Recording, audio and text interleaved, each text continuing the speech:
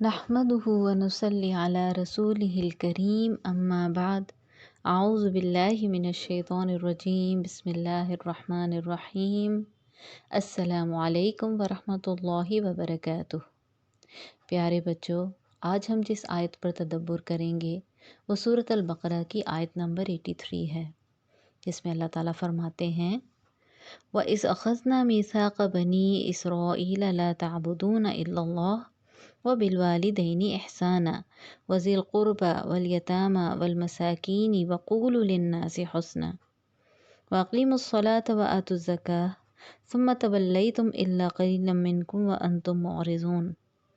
اس کا ترجمہ ہے، اور جب ہم نے لیا میثاق بنی اسرائیل سے کہ وہ اللہ کے علاوہ کسی کی عبادت نہ کریں اور والدین کے ساتھ حسن سلوک کریں اور ذی القربہ کے ساتھ اور یتیموں کے ساتھ اور مساکین کے ساتھ، اور لوگوں سے بات کریں تو اچھی بات کریں اور نماز ادا کریں اور زکوٰۃ ادا کریں، لیکن پھر ان میں سے بہت سارے پھر گئے لیکن یہ کہ تھوڑے سے۔ اس آیت میں بنی اسرائیل کو قول حسن یعنی اچھی بات کا حکم دیا گیا، جبکہ ہماری امت کو اس سے بڑھ کر احسن سب سے اچھی بات کا حکم دیا گیا۔ چنانچہ فرمایا وَقُلْ لِعِبَادِي يَقُولُوا الَّتِي هِيَ أَحْسَنُ۔ سورۃ بنی اسرائیل کی آیت 53 ہے یہ، جس میں اللہ تعالیٰ فرما رہے ہیں اور میرے بندوں سے کہہ دے کہ وہ بات کہیں جو سب سے اچھی ہو۔ اس آیت کی تفصیل میں جانے سے قبل کچھ اہم سوالات آپ کے سامنے رکھتی ہوں، جن کے جوابات اس آیت کو بہت اچھے سے سمجھنے میں آپ کی مدد کریں گے۔ پہلا سوال کہ قولوا للناس حسنا سے کیا مراد ہے؟ دوسرا اہم سوال کہ اس کی اتنی تاکید کیوں کی گئی؟ تیسرا اہم سوال کہ اگر اتنی تاکید کی گئی ہے تو پھر ہمارے بات کرنے کا انداز کیا ہونا چاہیے؟ اور چوتھا اہم نقطہ کہ ہماری گفتگو میں کیا ہونا چاہیے اور کیا نہیں۔ پہلا سوال کہ قولوا للناس حسنا سے کیا مراد ہے؟ قولوا بمعنی بات کرو، گفتگو کرو، کن کے ساتھ؟ سارے لوگوں کے ساتھ، خواہ اپنا ہو یا پرایا، اس میں سب کے سب احسان شامل ہیں۔ حسناً کا روٹ ورڈ حسن سے ہے، جو اردو میں بھی استعمال ہوتا ہے، خوبصورتی ایسی جو دل کو بھا جائے۔ تو قولوا للناس حسناً کا مطلب ہوا کہ خواہ والدین ہو، اولاد ہو، قریبی رشتہ دار ہوں یا دور کے لوگ، کسی سے بھی بات کرنے کا انداز بہترین ہو جو آپ کے اخلاق کی ترجمانی کرے۔ نرم کلامی سے بات کی جائے جو دوسروں پر آپ کے امپریشن کو بہترین ڈالے۔ آپ کا مخاطب کوئی بھی ہو، کوئی یہودی، عیسائی، مشرک، گناہ گار سے گناہ گار انسان ہو، تب بھی آپ کی زبان سے خیر خواہی کی بات کے علاوہ کچھ نہ نکلے کہ جس سے کسی دوسرے کی دل آزاری ہو۔ مسند احمد کی ایک حدیث ہے کہ رسول اللہ صلی اللہ علیہ وسلم نے فرمایا اچھی چیز کو حقیر مت سمجھو، اور اگر کچھ بھی نہ ہو سکے تو اپنے بھائیوں سے ہنستے چہرے سے ہی ملاقات کر لیا کرو۔ اب آتے ہیں اپنے دوسرے سوال کی جانب کہ اس کی اتنی تاکید کیوں کی گئی۔ اس کے لیے آپ کو ایک واقعہ سناتی ہوں۔ ایک مرتبہ ایک شخص آپ صلی اللہ علیہ وسلم سے ملنے کے لیے آیا اور دروازے پر دستک دی۔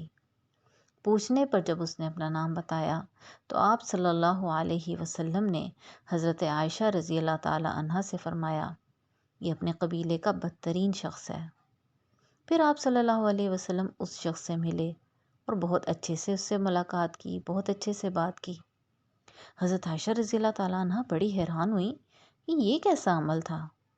جب انہوں نے پوچھا تو آپ صلی اللہ علیہ وسلم نے فرمایا کہ سب سے بدترین انسان وہ ہے جس کے برے اخلاق کی وجہ سے لوگ اس سے ملنا جلنا چھوڑ دیں۔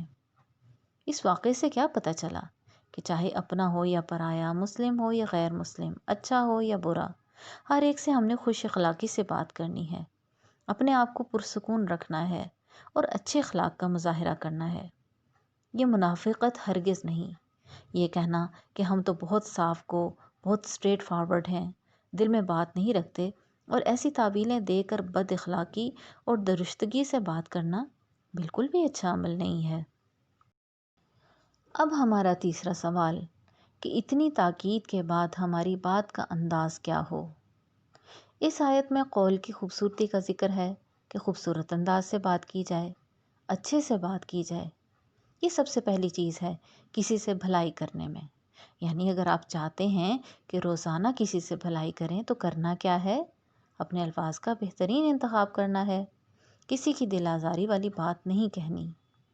اس کی وضاحت کے لیے قرآن و حدیث سے چند مثالیں دیکھتے ہیں۔ سورۃ قاف میں آتا ہے ما یلفظ من قول الا لدیہ رقیب عتید۔ انسان زبان سے کوئی بات نہیں نکالتا مگر یہ کہ اس کے پاس ایک محافظ تیار بیٹھا ہوتا ہے۔ آپ صلی اللہ علیہ وسلم نے فرمایا اکثر لوگ اپنی زبان اور شرمگاہ کی حفاظت نہ کرنے کی وجہ سے جہنم میں جائیں گے۔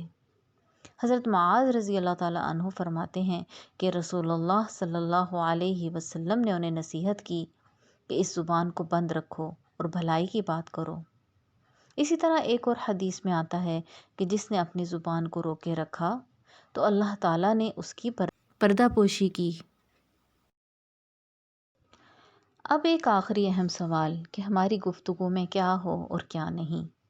اس کے لیے میں آپ کے ساتھ چند پوائنٹ شیئر کرتی ہوں جن کو آپ نے یاد رکھنا ہے۔ اس میں پہلا پوائنٹ کہ ہماری گفتگو با مقصد ہو، بیکار کی لغو بات نہ کی جائے۔ ایک حدیث میں آتا ہے کہ اللہ تعالیٰ کو 3 چیزیں بالکل پسند نہیں۔ نمبر 1 بے مقصد گفتگو، نمبر 2 غیر ضروری سوال، اور نمبر 3 مال کا ضائع کرنا۔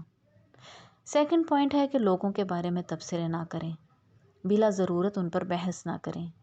انگریزی کا ایک مشہور مقولہ تو آپ نے سنا ہی ہوگا جس کا ترجمہ ہے کہ چھوٹے دماغ لوگوں پر گفتگو کرتے ہیں جبکہ درمیانے دماغ حالات اور واقعات پر گفتگو کرتے ہیں، اور بہترین دماغ آئیڈیاز اور خیالات پر تبادلہ خیال کرتے ہیں کہ ہمارا آئندہ کا لائحہ عمل کیسا ہو۔ تیسرا اہم پوائنٹ کہ جب بھی بات کریں سچ بولیں، جھوٹ سے حد الامکان پرہیز کریں کیونکہ جھوٹے شخص کا اعتبار نہیں رہتا، اور قرآن میں بھی کئی مقامات پر جھوٹ بولنے والوں پر لعنت کی گئی ہے۔ اسی طرح ایک چوتھا پوائنٹ کہ ہمارے قول و فعل میں تضاد نہ ہو، ہم جیسا عمل کریں ویسی ہی بات کریں۔ اللہ تعالیٰ کا فرمان ہے یا ایھا الذین آمنوا لم تقولون ما لا تفعلون، اے لوگو جو ایمان لائے ہو تم وہ بات کیوں کرتے ہو جو کہتے نہیں۔ ایک اور اہم پوائنٹ کہ جب بھی بات کریں تو آسان اور سیدھی زبان میں بات کریں جو سب کو سمجھ آ جائے، بناوٹی انداز بالکل نہ ہو، اپنی خوبی اور بڑائیوں کا ہی ذکر نہ کرتے جائیں۔